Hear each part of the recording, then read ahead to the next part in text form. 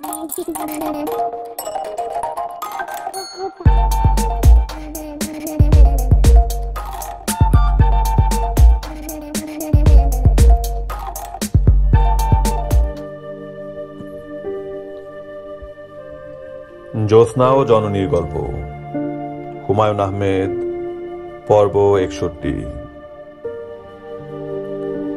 শ্রাবণ মাসের এক দুপুরে 16ই আগস্ট নাইমুল ঢাকা শহরে ঢুকে পড়ল। তার তেমন কোনো অসুবিধা হলো না। সে ঢুকেছে নরসিংদী এলাকার গ্রামের ভেতর দিয়ে।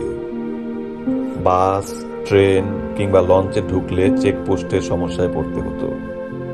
ডান্ডি কার্ড, আইডেন্টিটি কার্ড দেখানো, নানান প্রশ্নের জবাব দেয়া, হাজারো ফ্যাকরা। সন্দেহ হলেই আটক। তার মতো রোদে পোড়া শহুরে ধরনের চেহারা হলে কথাবার্তা ছাড়াই আটক। স্ক্রুপে চাবি আটা। গ্রামের ভেতর দিয়ে যাতায়াত যে খুব নিরাপদ তা না। রাজাকার বাহিনী ভালো মতো গজিয়ে গেছে। লুটপাট করার সুযোগ থাকায় তারা বেশ উৎসাহী। শান্তি কমিটিও উৎসাহী। অচেনা কেউ গ্রামে ঢুকলে আপনার নাম, আপনার পরিচয়, নাম পরিচয় সংক্রান্ত কিছু কাগজপত্র নাইমুলের সঙ্গে আছে। শান্তি কমিটির এক চেয়ারম্যান সাহেব হাজী আসমতুল্লাহ চিঠি আছে। টাইপ করা এবং পিস কমিটির সিল দেয়া চিঠিতে লেখা বিসমিল্লাহির রহমানির রহিম। পত্রবাহক সিরাজগঞ্জ নিবাসী ফরহাদ খান পাকিস্তানের একনিষ্ঠ সেবক। তাহাকে সব রকম সাহায্য সহযোগিতা করার জন্য অনুরোধ করা যাইতেছে। নাইমুলকে সেই চিঠি একবার শুধু দেখাতে হয়েছে। ঢাকায় ঢোকার মুখে এক রাজাকার কমান্ডার গম্ভীর ভঙ্গিতে চিঠি উল্টে পাল্টে দেখেছে। তার চিঠির দিকে তাকিয়ে থাকার ভঙ্গি বলে দিচ্ছে কমান্ডার সাহেব চিঠি পড়তে পারছেন না। আপনার পরিচয় বলেন। নাইমুল বলেছে, পরিচয় এখানে লেখা আছে। কমান্ডার সাহেব ধমক দিলেন, লেখা তো জানি, মুখে বলেন। মুখে তো তালা নাই। তালা থাকলে বলেন, চাবি দিয়ে খুলব। আমার কাছে মুখে চাবি আছে। আমার নাম ফরহাদ খান। কই মেলা দিছেন? ঢাকা। কি জন্য? আমার স্ত্রী ঢাকায়, তাকে দেখতে যাচ্ছি। স্ত্রীর নাম বলেন। নাইমুল সত্যি কথাই বলল, মরিয়ম। হাত তুল্লা খাড়ান, চেকিং হবে। নাইমুল হাত তুলে দাঁড়ালো। অন্য একজন এসে গায়ে থাবা দিয়ে চেকিং পর্ব শেষ করল। নাইমুলের মনে হলো কাজটা করতে গিয়ে দুজনেই মজা পাচ্ছে। এই মজার উৎস নাইমুল জানে। বন্দুকের সামনে মানুষ ভয়ে ছোট হয়ে থাকে। এই ভয়টা দেখতে ভালো লাগে। নাইমুল বলল, ঢাকা শহরের অবস্থা কিছু জানেন? কমান্ডার বলল, অবস্থা ভালো। শহরে কি মুক্তি আছে? টুকটাক দুই একটা থাকতে পারে, আমাদের অঞ্চলে নাই। তারপরেও সাবধানে থাকবেন। এখন নাই, হঠাৎ চলে আসবে। কমান্ডার সাহেব বিরক্ত গলায় বললেন, এত পেঁচালের দরকার নাই।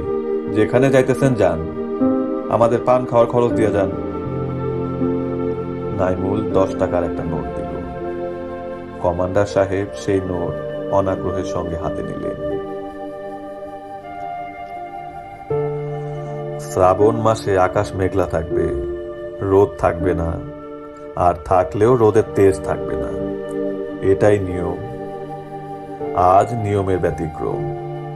ঝকঝক করছে রোদ, শহর তেতে আছে। শহর থেকে ভাব বের হচ্ছে। দীর্ঘদিন গ্রামগঞ্জের কাঁচা সড়ক, চষা মাঠের উপর হাঁটাহাঁটি করার পর শহরের পাকা রাস্তায় হাঁটতে নাইমুলের চমৎকার লাগছে। রাস্তাঘাট পরিষ্কার, দেয়ালে লেখা নেই, পথে ভিড় নেই।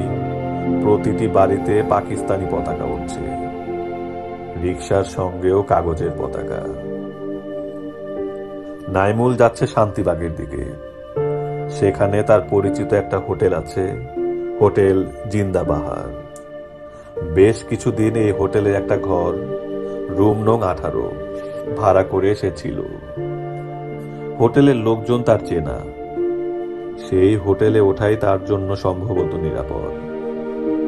সে প্রথমে হোটেলের একটা ঘর, চেষ্টা করবে রুম নং 18 নেবে। বয়কে একটা টাকা দিয়ে বলবে 2 বালতি গরম পানি দিতে।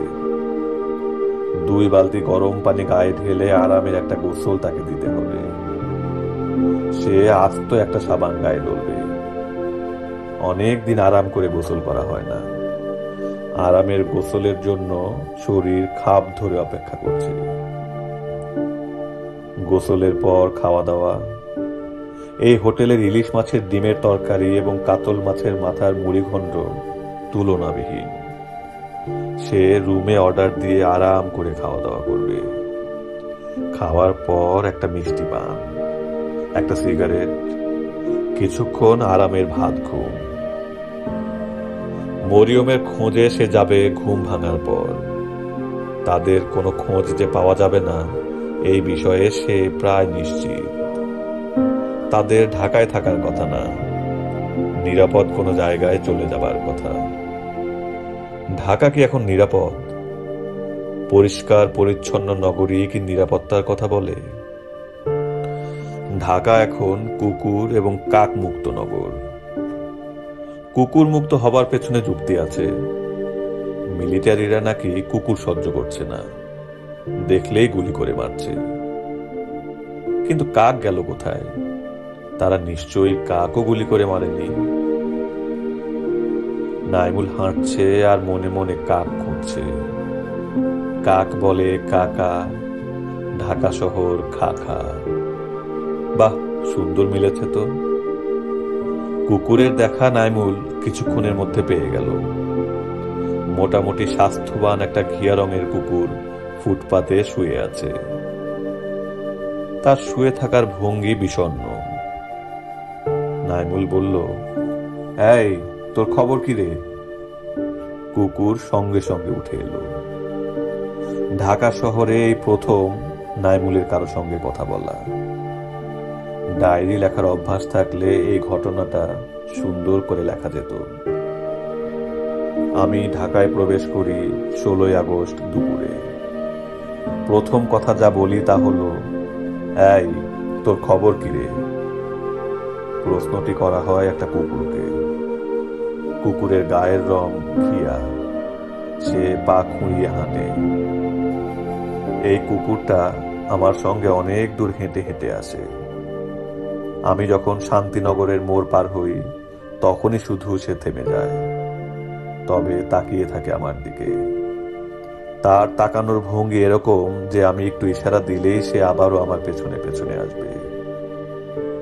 আমি তাকে ইশারা দিতাম, কিন্তু দেইনি। তার কারণ আমার চোখে পড়লো একটা নাপিতের দোকান। সঙ্গে সঙ্গে চুল কাটার কথা মনে পড়ল। আমি ঢুকে গেলাম নাপিতের দোকানে। চুল কাটার সময় কথা বলা সব নাপিতের অভ্যাস। যে নাইমুলের চুল কাটছে তার মুখে কোনো কথা নেই, কচকচ করে চুল কেটে যাচ্ছে।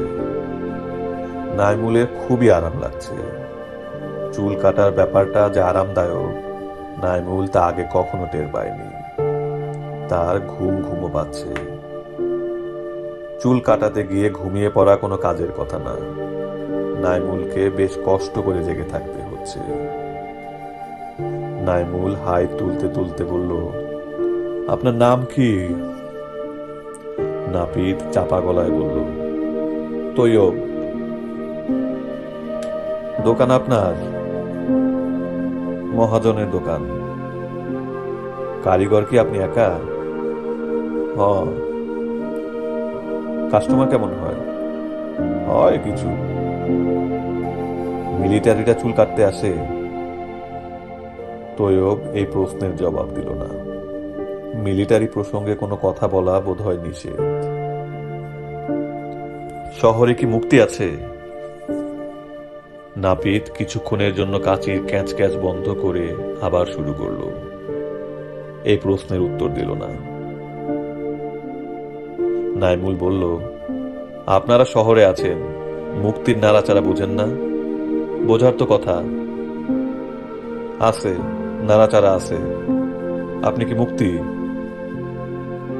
নাইমুল সহজ ভঙ্গিতে বলল, হুম। আপনারে দেখেই বুঝেছি। কিভাবে বুঝলেন? এইসব বোঝা যায়। মাথা মালিশ করে দিব? দেন, আগে শেভ করেন। মাথা মালিশ এতই আরামদায়ক হলো যে নাইমুল সত্যি সত্যি ঘুমিয়ে পড়ল। ছোটখাটো ঘুম না, লম্বা ঘুম। তৈয়ব তার ঘুম ভাঙালো না। খবরের কাগজ ভাঁজ করে পাশে বসে রইল। মাছি খুব উপদ্রব করে। ঘুমন্ত লোকটার মুখে বারবার এসে বসছে। তৈয়ব খবরের কাগজ দিয়ে মাছি তাড়াচ্ছে। নাইমুলের ঘুম ভাঙল বিকেলে। তখন শহরে রোদ নেই, আকাশ মেঘলা। শ্রাবণ মাসের আকাশে মেঘ মানেই বৃষ্টি। বৃষ্টি নামলে খুবই সমস্যা হবে। নাইমুল এক কাপড়ে ঢাকা এসেছে। তৈয়ব তাকিয়ে আছে, তার মুখ ভাবলেশীন। নাইমুল বিরক্ত গলায় বলল, ঘুমিয়ে পড়েছিলাম, ডাকলেন না কেন? তৈয়ব জবাব দিল না। কত হয়েছে আমার? চুল কাটা, শেভ, মাথা মালিশ। কত হয়েছে বলেন? তৈয়ব বলল, আপনার কিছু দিতে হবে না। নাইমুল বলল, দিতে হবে না কেন? তৈয়ব এই প্রশ্নের উত্তর দিল না। নাইমুল বলল, আমার দেরি হয়ে যাচ্ছে, ভাই তাড়াতাড়ি বলেন কত? তৈয়ব আগের মতোই আবেগ শূন্য গলায় বলল, আপনি মুক্তি, আমি মুক্তির কাছ থেকে টাকা নিই না। আমারে টাকা দেওয়ানোর চেষ্টা করেও ফায়দা নাই, দিতে পারবেন না। বৃষ্টির ফোঁটা পড়তে শুরু করেছে। নাইমুল রাস্তায় নেমে পড়ল। সে হোটেলে জায়গা পেল না। হোটেলের মালিক বদল হয়েছে, মালিকের সঙ্গে নামও পাল্টেছে। এখন নতুন নাম পাকিস্তান হোটেল। নতুন মালিক নাইমুলকে কঠিন গলায় বলল, হোটেলের লোক দেওয়া নিষেধ আছে। রেস্টুরেন্ট আছে, খানা খাইতে পারেন, থাকার জায়গা নাই। মিলিটারির নিষেধ? হ্যাঁ, মাঝে মধ্যে চেকিং হয়, বিরাট দিকদারি। আশেপাশে কোনো হোটেল আছে? খুঁজেন, খুঁজে দেখেন। নাইমুল আরো দুটা হোটেলে চেষ্টা করলো। একটাতে বলল ফ্যামিলির সঙ্গে বাচ্চা কাচ্চা থাকলে ঘর দিতে পারে, একা মানুষকে ঘর দেবে না।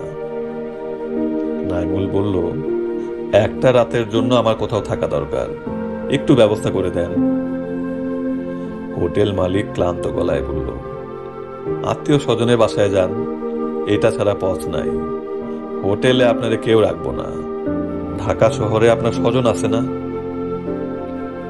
নাইমুল দেরি না করে স্বজনের খোঁজে বের হলো। অপ্রত্যাশিত একটা ব্যাপার তো ঘটেও যেতে পারে। দেখা যাবে মরিয়মরা ঢাকাতেই আছে, ওই বাড়িতেই আছে।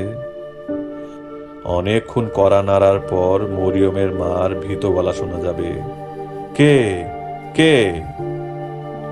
এই মহিলা মেয়েদের কখনো দরজা খুলতে দেন না, নিজে আসেন দরজা খুলতে। পরিচয় দেওয়ার পরেও আরো কয়েকবার বলেন, কে কে? নাইমুল কড়া নাড়ার পর তিনি দরজার ওপাশ থেকে ভয়ে অস্পষ্ট হয়ে যাওয়া গলায় বলবেন, কে? নাইমুল গলা নামিয়ে বলবে, মা আমি নাইমুল, দরজাটা খুলুন। তবে কাউকে বলবেন না যে আমি এসেছি, আমি একটা সারপ্রাইজ দিতে চাই। তিনি দরজা খুলবেন, তবে নিজেকে নিশ্চয়ই সামলাতে পারবেন না। চিৎকার করে বলবেন, মরিয়ম, দেখে যা কে এসেছে। মরিয়ম কি করবে? দ্রুত সিঁড়ি দিয়ে নামতে গিয়ে পা মুচকে ফেলবে। এই মেয়ের সিঁড়িতে পা পিছলানোর রোগ আছে। সে সিঁড়ি দিয়ে নামবে অথচ পা পিছলাবে না, এটা হতেই পারে না। তাকে দেখে মরিয়ম কি করবে? ঝাঁপ দিয়ে তার গায়ের উপর পড়বে এবং তাকে শুদ্ধ মেঝেতে ফেলে দেবে। এরকম ঘটার সম্ভাবনা আছে। মরিয়ম এমনই মেয়ে যে উত্তেজনার মুহূর্তে চিন্তাই করবে না আশেপাশে কে আছে। মা দাঁড়িয়ে আছে, বোন দাঁড়িয়ে আছে, থাকুক দাঁড়িয়ে। আমি আমার মানুষটার গায়ে ঝাঁপ দেব। যার যা ইচ্ছা মনে করুক, আমার কিচ্ছু যায় আসে না। মানুষটা যদি লজ্জা পেয়ে হাত ছাড়িয়ে নিতে চায়, তাতেও লাভ হবে না। আমি আরো শক্ত করে হাত চেপে ধরব। মরিয়মদের বাড়ির সদর দরজা তালাবদ্ধ। একটা না, দুটা বড় বড় তালা। নাইমুল কিছুক্ষণ তালা ধরে দাঁড়িয়ে থাকলো। কেন দাঁড়িয়ে থাকলো সে নিজেও জানে না। রাত 9টা থেকে কারফিউ, আগে ছিল রাত 11টা থেকে। গত এক সপ্তাহ হলো এই সময় এগিয়ে এনে 9টা করা হয়েছে। এর মধ্যেই থাকার জন্য নাইমুলকে একটা জায়গা খুঁজে বের করতে হবে। ঢাকা শহরে তার পরিচিত মানুষ নেই বললেই চলে। সে রওনা হলো আগামসি লেনের দিকে। অনেক দিন সে অঞ্চলে থেকেছে। যে বাড়িতে ছিল তার বাড়িওয়ালা নিশ্চয়ই তাকে ফেলে দেবে না। আগামসি লেনে ঢোকা গেল না। কোনো সমস্যা হয়েছে নিশ্চয়ই। এলাকা কর্ডন করে মিলিটারি বাড়িতে বাড়িতে ঢুকছে। কমলাপুর রেল স্টেশনে যাওয়া যায়। এক রাত স্টেশনের বেঞ্চিতে গড়াগড়ি করে কাটিয়ে দেয়া। কমলাপুর স্টেশনে থাকাও বিপজ্জনক। সেখানে কঠিন মিলিটারি পাহারা। সঙ্গে ব্যাগ সুটকেস নেই, একটা লোক ঘোরাঘুরি করছে। অতি সন্দেহজনক ব্যাপার। রাত 8টা বেজে গেছে। আর 1 ঘন্টা পরেই কারফিউ শুরু হবে। শেষ চেষ্টা হিসাবে নাইমুল রওনা হয়েছে শাহেদের বাসার খোঁজে। কয়েকবারই সে এই বাসায় গিয়েছে, তারপরেও রাতে হয়তো খুঁজে পাওয়া যাবে না। 25শে মার্চের পর শহর মনে হয় নিজেই নিজেকে বদলে ফেলেছে। কিছুই চেনা যায় না।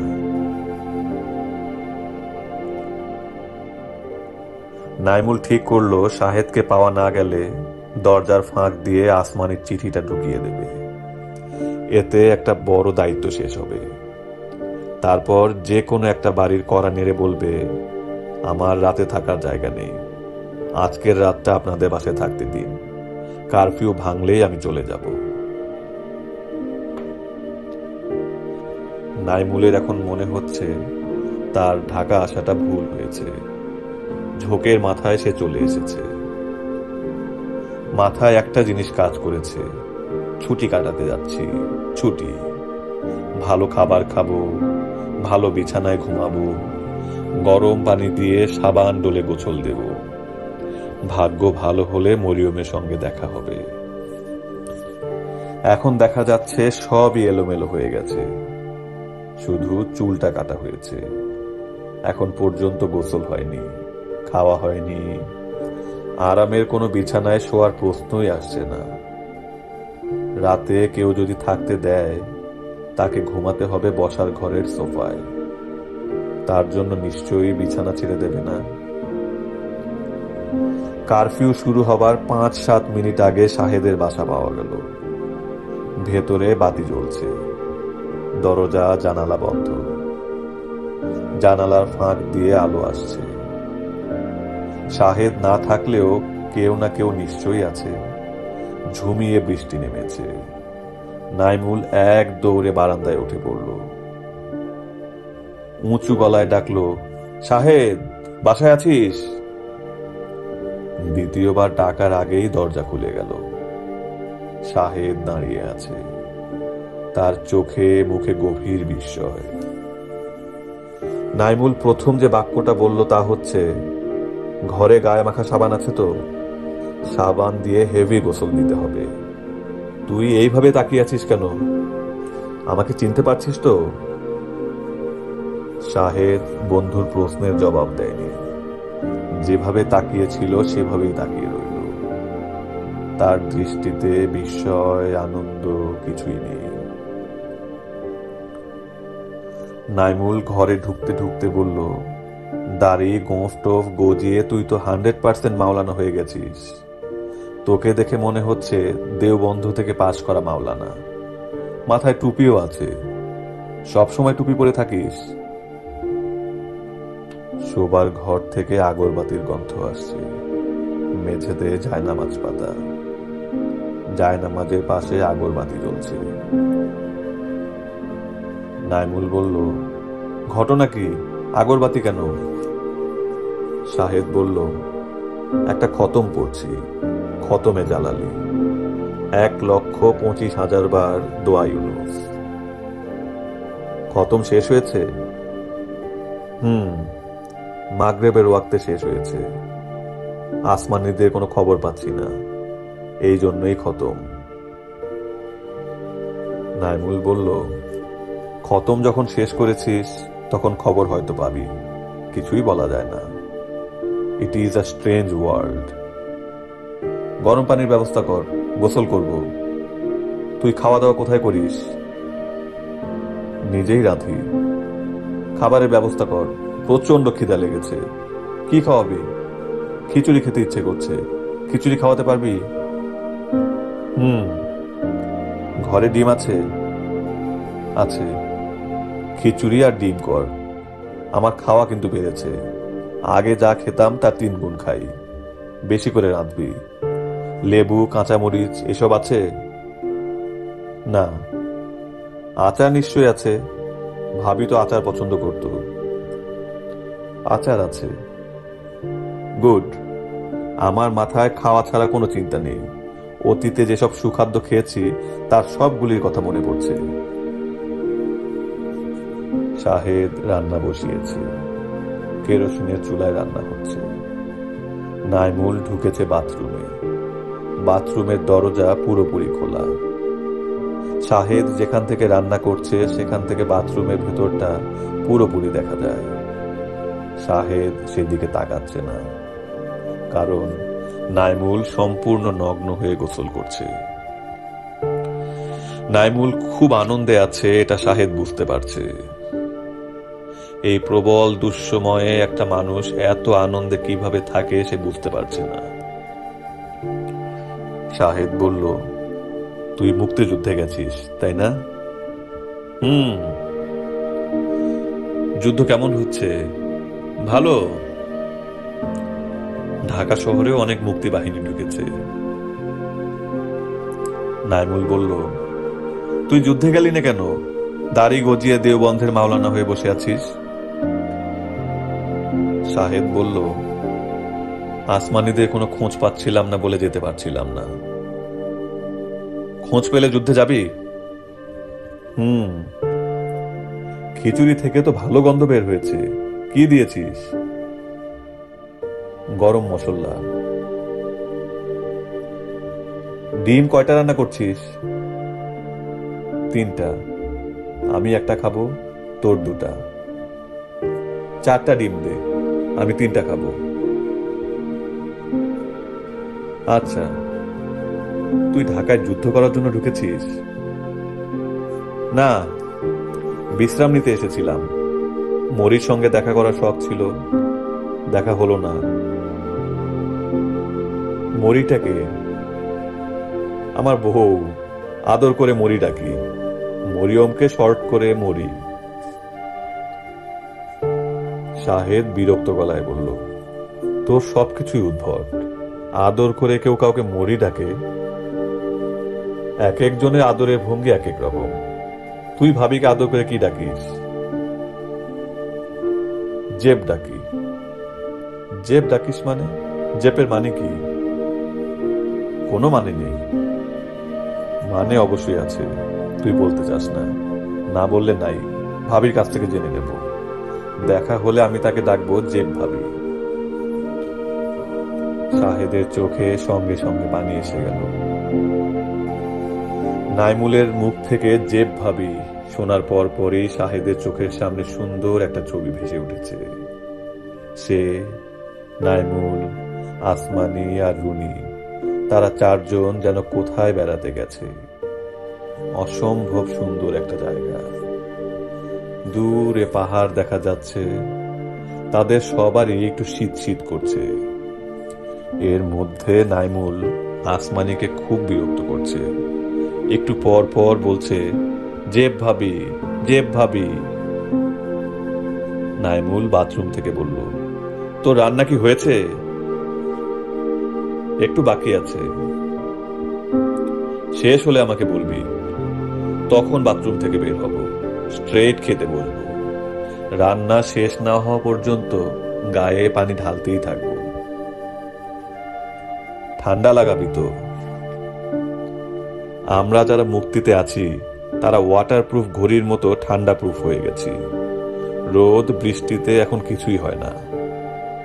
ভাবির হাতের হাঁসের মাংস খেতে ইচ্ছে করছে। একবার ভাবি রান্না করেছিল, আমি একাই একটা আস্ত হাঁস খেয়ে ফেলেছিলাম। ভাবি আমার নাম দিয়েছিলেন হাঁস রাক্ষস। তোর মনে আছে? মনে আছে। খেতে বসে নাইমুল খিচুড়ি ছানাছানি করতে লাগলো। শাহেদের দিকে তাকিয়ে করুণ গলা করে বলল, খিদা কেন জানি চলে গেছে, এখন শুধু ঘুম পাচ্ছে। আমার ভাগের খিচুড়ি রেখে দে, ঘুম ভাঙলে খাবো। শাহেদ বলল, কিছুই তো মুখে দিলি না। খিদেটা ঘুমের দিকে টান নিয়েছে, এখন না ঘুমালে মরে যাব। নাইমুল খাওয়া ছেড়ে উঠে দাঁড়াতে দাঁড়াতে বলল, তোর জন্য একটা উপহার আমি নিয়ে এসেছি। উপহারটা শুরুতেই দিতে পারতাম, ইচ্ছে করে দেরি করলাম। শাহেদ বিস্মিত হয়ে বলল, কি উপহার? একটা চিঠি। কার চিঠি? কোথায় ঘুমাবো সেই জায়গাটাকে দেখিয়ে দে। ঘুমিয়ে পড়লে খবরদার আমাকে জাগাবি না। তোর বাসায় মিলিটারি ঢুকে পড়লেও না। আমার প্যান্টের পকেটে চিঠিটা আছে, নিয়ে পড়। শাহেদ চিঠি পড়ছে। তার কাছে মনে হচ্ছে ভূমিকম্প হচ্ছে, বাড়িঘর দুলছে, শাঁ শাঁ শব্দ হচ্ছে, কানের পাশ দিয়ে গরম বাতাস যাচ্ছে। প্রবল আনন্দের সময় এরকম অনুভূতি হয় তার জানা ছিল না। রুল টানা কাগজে ছোট্ট চিঠি। জেব গো, আমি রুনিকে নিয়ে ভালো আছি। শরণার্থী শিবিরে ছিলাম। তোমার বন্ধু নাইমুল সাহেব সেখান থেকে এনে তার এক আত্মীয়র বাড়িতে রেখেছেন। সেই বাড়িতে আমরা অতি যত্নে আছি, নিরাপদে আছি। ইতি, তোমার জেব, আসমানি। শাহেদ চিঠি হাতে নাইমুলের বিছানার পাশে দাঁড়িয়ে আছে। নাইমুল শিশুদের মতো কুণ্ডুলি পাকিয়ে ঘুমাচ্ছে, আরামের গাঢ় ঘুম।